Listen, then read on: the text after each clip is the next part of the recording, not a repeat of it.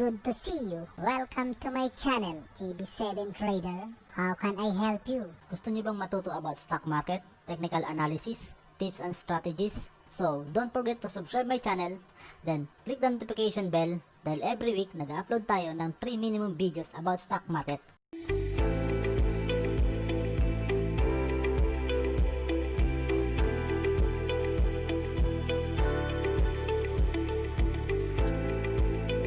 So guys, magandang gabi sa inyo. So ngayon, linggo ng gabi, September 20, 2020.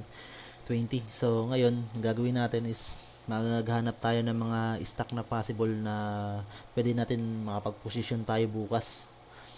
So nakarang linggo kasi hindi tayo nakagawa ng mga technical review about sa mga trending na stock kasi nga gawa ng busy ako sa site at medyo gabi na ako dumarating at pagdating ko naman sa bahay tuwing gabi, so nagiging busy naman ako doon sa tinatawag natin na forex trading.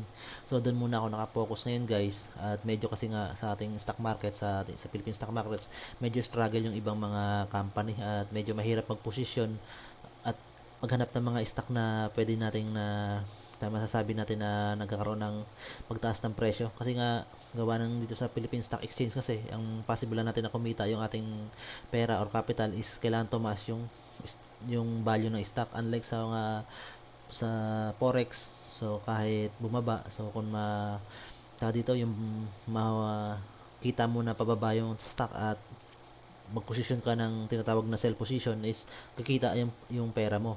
So at medyo na sa global market or sa forex is nasa 24 hours yung kanila, yung galaw ng mga commodities, currency. So yung mga yung trading doon 5 times a week, then 24 hours, unlike dito sa ating Philippine stock market is almost 4 hours lang a day. So 5 days a week naman.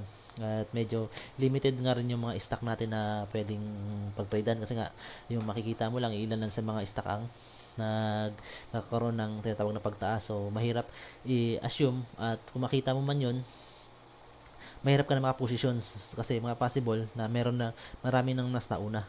So ngayon guys, ang gagawin natin, so maghahanap ako ng stock ngayon sa ating Philippine Stock Exchange at mamaya or bukas na umaga, so bago pumasok or papasok man sa trabaho, since yung gamit ko naman na dito na broker is meron siyang mobile app, so possible na i-position ko siya ng umaga din naka GDC lang siya at sana hopefully na yung price natin is kumbaga ma-meet or ma-close yung price na ilalagay natin. So punta tayo ngayon guys sa ating Instagram.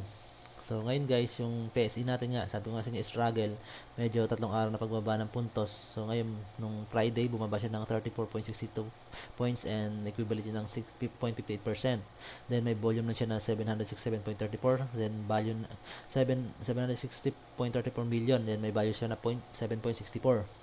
So number of trades is 7.29k. So medyo marami-rami compared nung mga nakaraang 3 araw niyan na mula Merkules, medyo tumaas yung number of trades niya. Ibig sabihin niyan, medyo maganda yung dito, yung galaw niya. Marami na pumapasok ng mga trader at saka investor. So at maganda rin yung red ang ating nakikita. So possible for mas marami yung buying kaysa sa selling. So marami nagposisyon o nag-invest doon sa iba sa mga stock.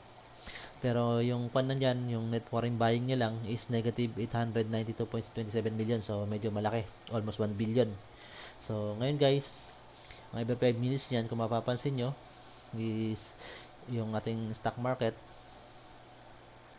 So mapapansin nyo siya, so yung 18 ito, so nandyan siya, nagmula sa taas, then hinila siya, yung points niya pababa na pababa, then hinila naman siya after an hour, then hanggang sa nagkakaroon lang siya ng sideways na paggalaw. Then after that, nung mga bago mag-close yung market, so mga 12 o 12:15, so nagtuloy-tuloy siya sa pababa, then last 15 minutes, so binalik niya naman at kung sa time na kung saan siya pinaka mababa, ay kung sa time na yung neutral lang ang ganyang galaw, so sa pinaka mid niya na tinaas. So ang purpose natin ngayon guys is maghanap ng stock. So unang stock na titingnan natin ngayon guys is itong si Chelsea. So ay yung C, so may 9 0.46 yung value niya, then may price na siya na 3.73, so almost kwan lang to. So nasa almost 3 million yung volume ito. So ang category nito guys sa paghanap ng stock is yung value, then number of trades. So yun ating tinitingnan. So kahit na sabihin natin na malaki yung value niyan pero number of trades niya is napakaliit din, so wala rin. So tingnan natin niya si C o Chelsea Logistic. So yung every 5 minutes niya guys, medyo maganda ang galaw niya. So pataas yung market niya. Pero ang silipin natin, balik tayo sa day na candle kung ano yung kanito. Yun nga guys, negative siya at medyo marabuso candle ang binigay niya na green candle. So once na nakakita kayo ng marabuso candle, so kung green candle yan guys, possible ang susunod na candle is red candle. Pero kung red candle yan, at possible yan, kinamugahan may pagtaas ng presyo, magkakaroon lang siya ng green candle. So mapapansin nyo dito, may isang marabuso candle dito sa part na to. So ito, yung marabuso candle guys. So napansin nyo, so yung price niya dito na siya nag-opening, din bumaba rin naman siya. At itong marabuso candle, ay yung marabuso candle guys pala, ito yung kanya closing niya, pero yung naging close siya kinabukasan, so mataas. At ito rin isang red marabuso candle at nagkaroon din siya pa nagpagtaas ng presyo. So pero green candle lang siya guys, pero mataas yung closing niya compare sa closing niya ng previous price niya. So pero ang nakita natin kay Chelsea, medyo overbought na siya ating nakita, so hindi siya magandang stock. Sumunod guys si Axelom. So kay Axelom guys, yan, medyo unusual din yung pagtaas niya. Pero sa day candle niya, ibig sabihin, may possible pa na tumaas or magkaroon pa siya ng pagtaas ng price kung imimit niya itong RSI 70. At ginagamit natin dyan guys is tinatawag na moving average. So dalawang moving average ang ginamit ko. Isang fasting moving average, itong kulay blue, at itong yung orange or itong dark color na to na orange na or red, mapapansin niyo to sa yung computer is red to.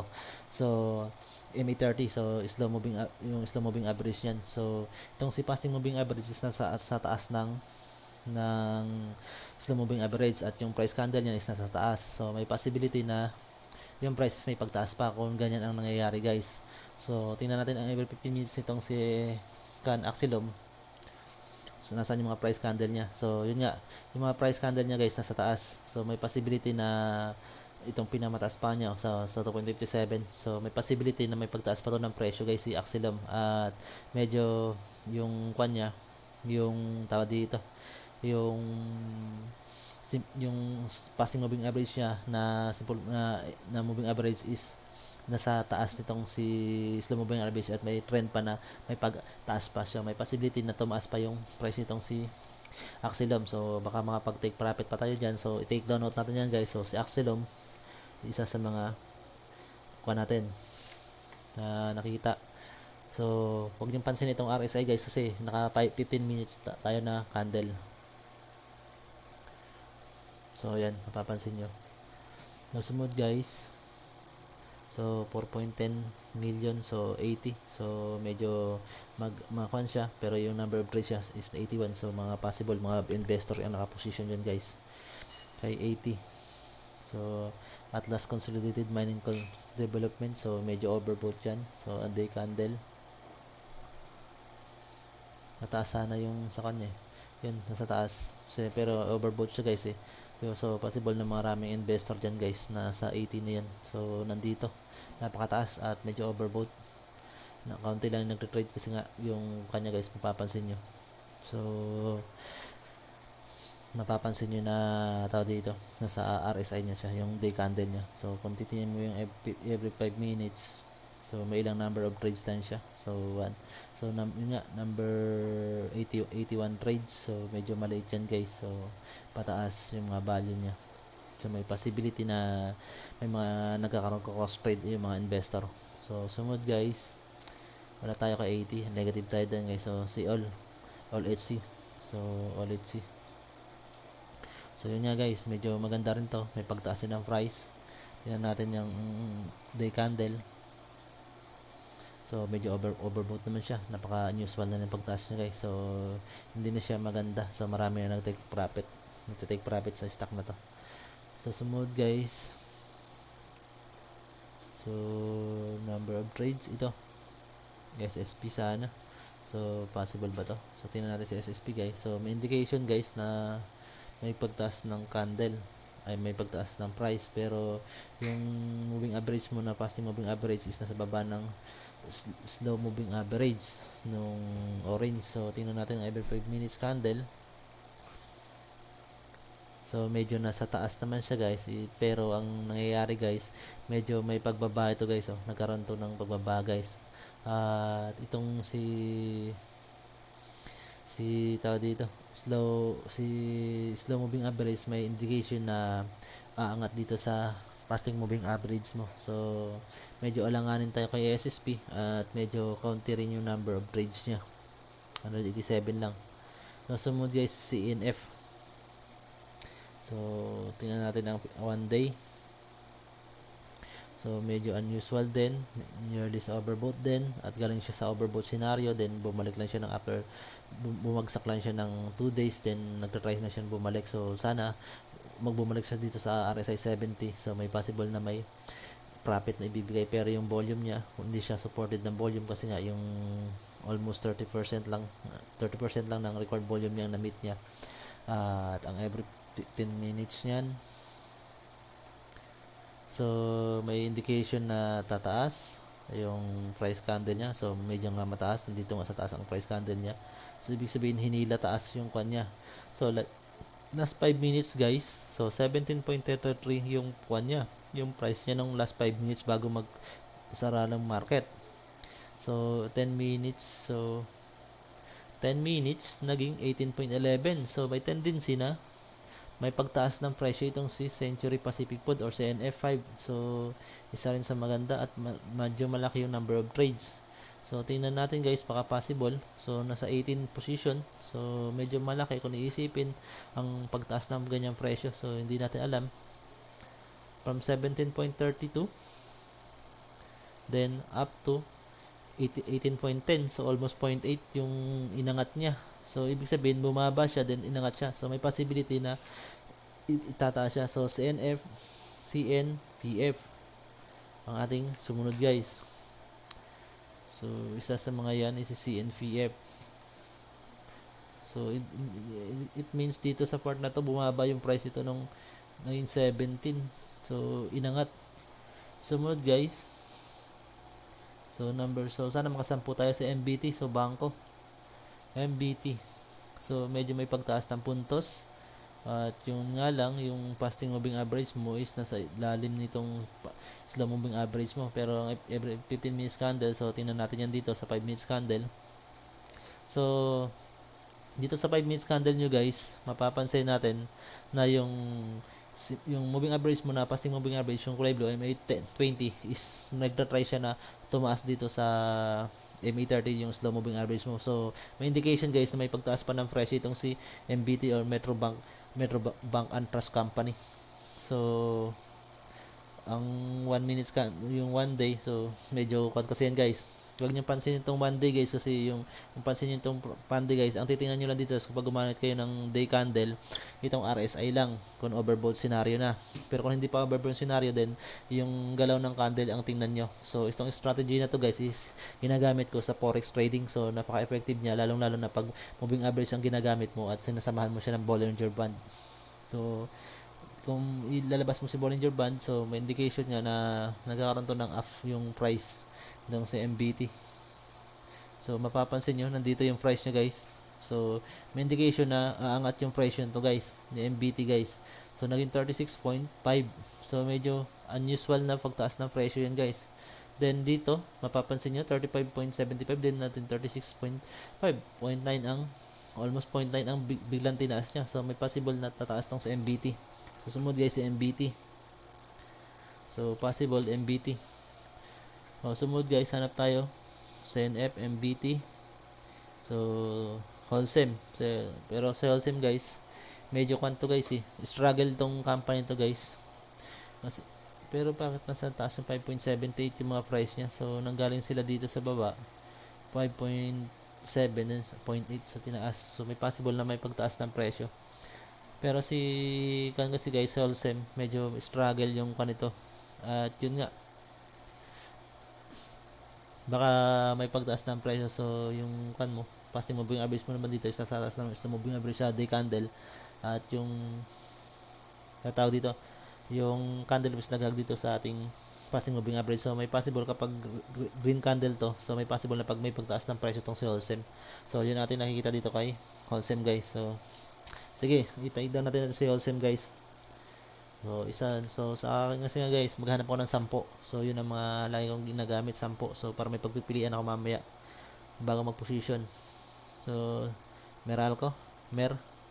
So Mer, medyo mataas na yung presyo to guys. So yung kung mga trader diyan, so maganda na rin to. So may pagtaas ng presyo, yun nga lang yung kanya, yung simple moving average mo. So wag natin tingnan diyan. So dito tayo sa RSI. So hindi pa siya overbought. So gamitin natin ang every 5 minutes candle. So yun nga guys. So halos nasa taas lagi. So yung mga price candle niya nandito. So compare mo dito sa last price niya before closing guys. So 1240. So ito 1250, then 1255. So yung dalawang candle na to na 278.64 dito sa ngayon 273. So 5 piso yung tinataas niya guys. So nasa 278.60. So ibig sabihin may indication na tumaas, may pagtaas ng presyo ang mga kan, or possible na baka may bad indication to guys na bumaba. Kasi nandito sila oh. So baka opening yan guys sa Monday, baka dito pa rin. So yun ang ating tingnan or i-meet niya to. Kaya pala yung ating PSE every 5 minutes is medyo tumaas din yung puntos. So kasi nga sa nangyayari so, sa mga sa mga stock. So possible na sinusupport to ng company. So ngayon medyo kan tayo dyan guys. So medyo malaki din yung presyo kasi at hindi natin kaya yan kung bibili tayo ng stock dyan. So Globe, so medyo maganda yung indication yan kasi nga may mga fundamentals na maganda yan. So AGI,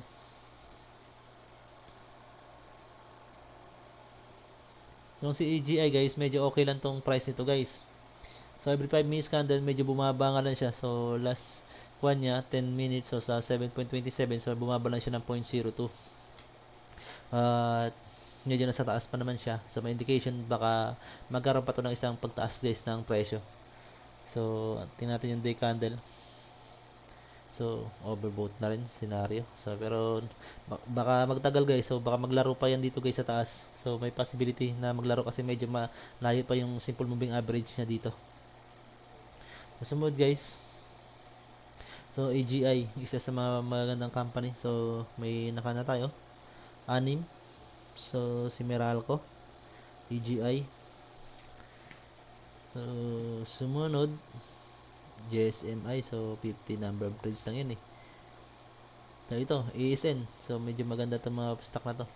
So day candle, so yun nga, tinataas nila yung mga price nila guys. So tumataas yung mga price niya, so may indication na natataas yung price. So may possible kasi guys na once na gumaganyan yung presyo, ibig sabihin unti-unting itaas yung price niyan guys. Unti-unti nila itaas yung price. So once na mag-opening na naman sila dito, so may possibility na tumaas yan. So saan ba sila nag-opening ng kwan? So nasa 3.07, so 3.012, so may possible na 0.05 yung tinaas ng kanyang price ay 0.06. So yung opening niya, yung closing niya kasi ng last day is 3.07 eh. 3.06 pala yung naging closing niya nung 17. So nag-opening siya ng 3.07. So may possibility na tinataas yung points niya guys. So isa sa mga guys is si ASN. ACEN pala, ACEN. So GT Cap, so GT Capital Holding, so may pagtaas din ng mga presyo guys. So mapapansin nyo rin dito, so tumataas din yung mga price nya. So may indication na itataas yung mga presyo nito guys ng mga company to. So may possible na or possible na bumaba man dyan, hindi ganun kalaki kasi nga ang everyday candle mo. So GT Cap guys, yung RSI niya sa 50 pa lang, medyo pakalayo din. Kung tinataas niyo yung puntos niya at taghag ito sa moving, nagtatry na umangat ang price nito. sa dalawang moving average na ginamit natin. Pero yung dito sa day candle nga lang, yung moving average na slow moving average mo sa taas lang fasting moving average mo. So baka ma-indication na yung price nito guys. So kasi nga medyo ko lang yun guys eh, malapit lang yung pagitan la, yung 50 30 saka 20. So tingnan natin ang 5 days candle guys. 5 minutes candle. So, tingnan natin. Pero dito sa 5 minutes candle guys, nag-cross na tong si simple moving average mo. Passing moving average mo dito sa slow moving average mo. So, may tendency na tumaas pa yung price niya guys. So, isa sa mga GT cap guys. So, may iko na tayo. 1, 2, 3, 4, 5, 6, 7, 8. So, may dalawa na lang kung hanapin. So, RLC. So, ito. Maganda itong mga to. Yung sunod na tatlo. Dito, MAC. So maraming magaganda mga presyo. So RLC medyo near lang nga lang siya sa kwan. Pero yung fasting moving average mo, nandito na. Yung price mo, nagkaroon din to ng kano. Pero nagbigay pa siya ng dividend. Kailan ang payment? October 27. So excluded September 28. So next Monday pa. So yung record is 21. So may possibility na tumaas pa to guys. So 5 minutes candle pala tayo. So nga guys, so RLC, nandito pa siya. Nakaka-cross na siya ng RSI 50 dito sa day candle. So tingnan niyo yung every 5 minutes candle niya. So yun nga, yung simple moving average mo na passing moving average is nagtry na mag-cross dito sa ating yung slow moving average. So possible na itong sa RLC sa magandang company. So yun nga guys, nakikita natin. So sunod na mga stock to. So sunod guys si dito. So may mga stock na pala tayo na mapagpipilian. So good din na rin sa ating presyo. So ito nga lang si dito, yung simple, yung passing moving average mo sa 5 minutes candle. So nag-try naman siya na magbumaba. So bumaba na siya guys. So may possibility na bumaba yung price niya guys. Ang day candle, so overbought na rin pala siya guys. So may tendency na baka bumaba siya guys, yung price nito guys. So kahit nasa taas pa siya ng ito, yung passing moving average at nasa taas pa ng slow moving average at yung mga price candles nasa taas nila. So hindi ibig sabihin niya na ay pagtaas ng presyo kasi nga gawa nitong RSI. So every 5 minutes candle guys. So nagta-try na siya na bumaba. So possible na tingnan niyo na lang susunod na tingnan na natin ang susunod na candle. So isa lang sa watchlist natin to si dito. So dito. So sumunod guys. So si MAC. So hanggang dito lang tayo kay MAC na lang guys muna kasi nga medyo okay na rin yung mga price sa 5 minutes candle. So yun nga guys, yung 5 minutes candle na naman, yung closing na naman niya, so bigla naman tumaas. So 4.94 din, naging 4.99. So tumaas din siya ng 5.05 na pesos or 0.05 pesos. Then ang tick size na nito ng ganitong mga price is 0.01. So may possibility 0.01 ba? 0.05 pala. 0.05 pala ang tick size nito. So kaya nga pala tumataas siya ng ganito. So, tingnan nga natin. Day candle. So, yun nga. Nasa taas. Pero yung nagtatry, so may possible na bumaba. So, yung moving average niya dito. So, may pagbaba. Nagtatry bumaba. Pero dito sa 5 minutes candle, nung araw na yun, September 18. So, nasa baba na siya guys. So, may indication guys na na baka bumaba itong si MAC. So, isa sa mga si MAC. So, ito lang ang mga babantay natin sina MAC at sina dito, RLC, GT Cap, ECN, MER, EGI, Holcim, MBT, so CNF, CNPF, Axilum. So, yun guys. So, nakahanap tayo ng 10. So, may ilan naman dito na nakita na tayo at medyo okay na sa atin. So, medyo lumalalim na rin yung gabi. So, 22 alas 11 na. So, possible na ganito lang tayo. So, meron pa naman dito sa VLL. So, medyo mababa lang din yung number of kanya. STI, medyo mababa yung number of trades niya. So, si Mega World. So, possible. Maganda yung maging takbo ni Mega World guys. Kasi gawa nga ng pag nag-open yung tinatawag na tourism. So, yung staycation na tinatawag ng tourism. So, inalaw nila yung staycation.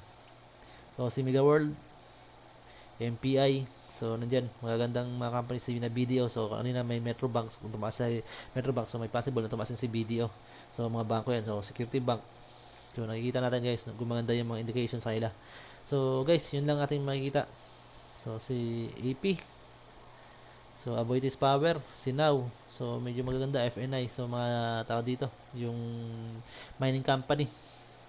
So, So may mga indication na tumaas, may pagtaas ng presyo itong sa FNI, si AP, Aboitiz Power. So medyo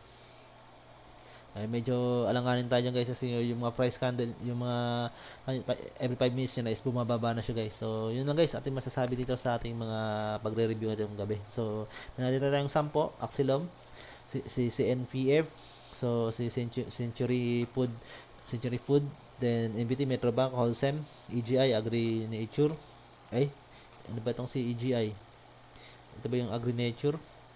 So, ano ba itong si EGI? So, Alliance Global Group pala. So, si Meralco, ASN, o AC Energy Corporation, GT Capital Holding, so RLC, Robinson Land Corporation, dito. So, si dito is si Sir, dito, sino ba to? So, ano ba yung kanan dito?